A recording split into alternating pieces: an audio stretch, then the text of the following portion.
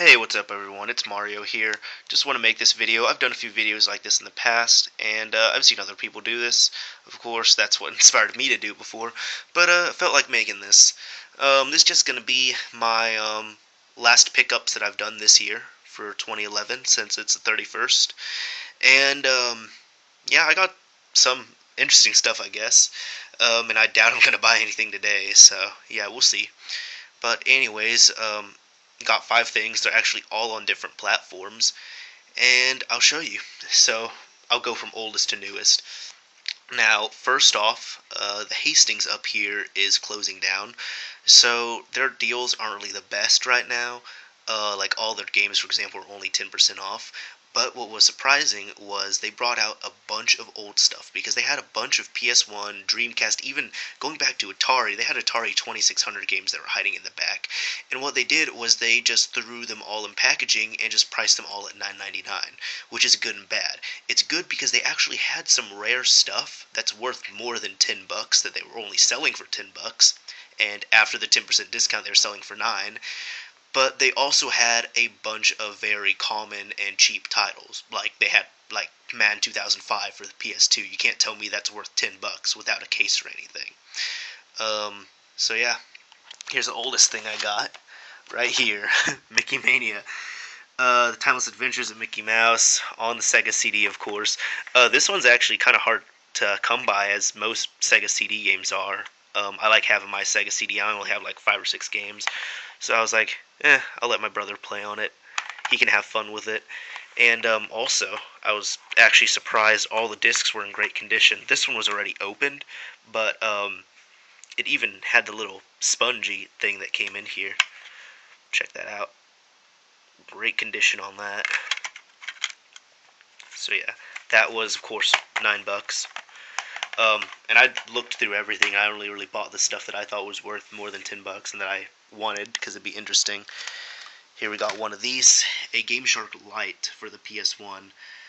Last time I used my PS1 was actually like this summer, but wanted to pick this up just because I had a original Game Shark, but I never had a Game Shark Lite. But I always lost my Game Shark. I'm pretty sure I know where it is, but I'm not 100% sure.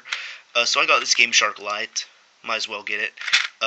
Only $9, and Game Sharks and Action Replays are actually worth somewhat of a good amount of money. Just due to the fact that they made them, and they usually made them for a limited amount of time, and then they would just get rid of them.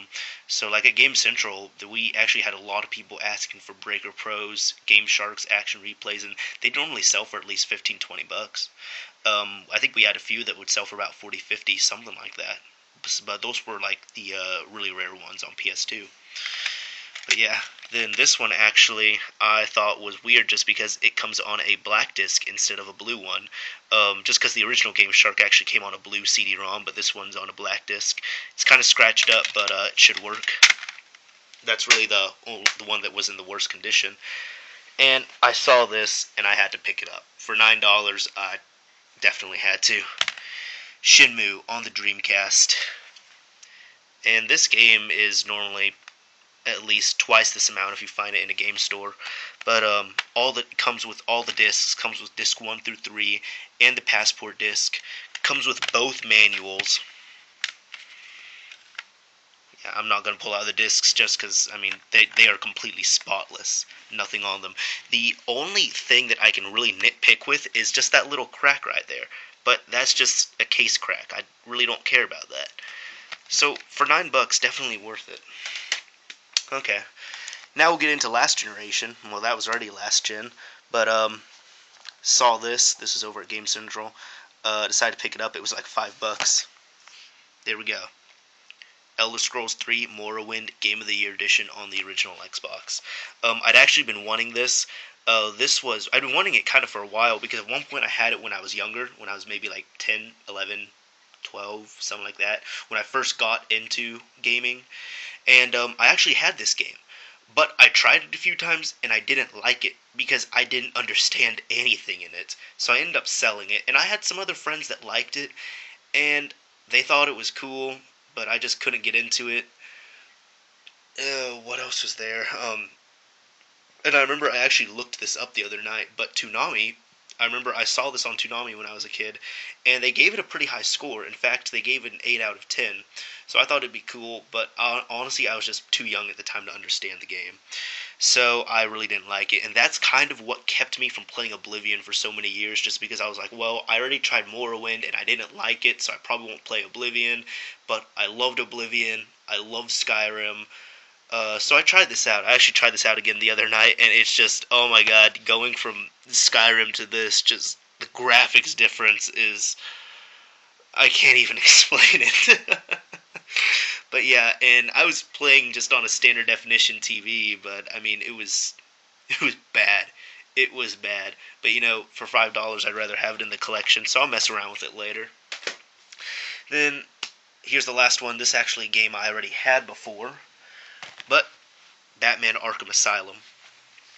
I decided to pick this up. This was about like it's less than $15. It was maybe like 13 or something like that. But yeah, has everything in there. And I got this just because I had it before. It was a really good game. I was actually able to get it like really cheap before. I got it for like maybe less than 15 or $20 when it was still like a $60 game. And reason why I ended up selling it was because I played through about a little less than half of it, put it away for a few months. Then one of my friends wanted to borrow it, so I let him borrow it. And then he ended up beating it, and he asked, hey, can I just buy it off you so I can give it to my brother as a birthday present? And I said, okay, sure. And I think he ended up paying me about, I don't know, maybe 20, $30 for it, something like that. I just remember I was able to get a little bit of a profit off it. And for me, I didn't really care because I was like, well, I haven't played the game for the past 2 months. I'm making a little bit of a profit here, even though it's not that much. And if I really want to, I can always just buy the game again. So it's not a big deal for me. So that's what I did. I ended up getting this, and actually I was able to get it for a lower price because it had the Game of the Year price on it, but it was only the standard pack, so it was like a few dollars less. And really, I've checked it out. The only difference I really see in the Game of the Year edition is it has the Joker missions that were exclusive for PS3 for some time on the 360 copy, and it has 3D. And neither of those two I really care for, to be honest. So this suffices for me. And finally, I also bought Batman Arkham City for Black Friday, which is an awesome game. And I'm like, you know, the collector in me is kind of raging a little bit right now because I have the sequel, but I don't have the original. So might as well pick it up for a cheap price. And I want to play through it again because I only got like a little less than halfway through it. So I'll play it whenever I have time. But yep, those are all my pickups. Anyways, you all have a great year.